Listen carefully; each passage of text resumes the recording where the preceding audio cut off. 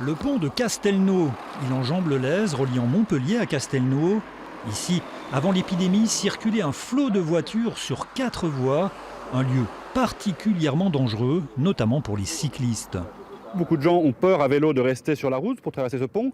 Ils se réfugient donc sur les trottoirs.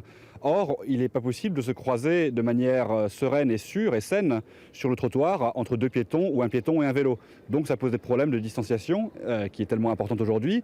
Et donc en créant cette piste cyclable temporaire, ça a le gros avantage de permettre aux piétons et aux vélos de se maintenir à bonne distance saine les uns des autres. Un investissement peu onéreux mais très pertinent puisqu'il relie 2 pistes cyclables.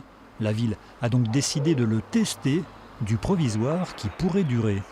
Cet équipement avait déjà été prévu dans le schéma initial, mais le mettre en route pendant que la circulation est au max, c'est beaucoup plus difficile qu'aujourd'hui où le pont est libéré d'un flux de circulation important. Montpellier se lance donc dans la création d'une quinzaine de kilomètres de pistes cyclables temporaires. Une nécessité, l'épidémie va considérablement modifier l'utilisation des transports en commun. Avec les gestes barrières et avec le port des masques et avec la grande prudence que nous devons avoir dans la proximité pour ne pas favoriser la propagation de l'épidémie, l'ensemble de l'usage des transports collectifs va être modifié.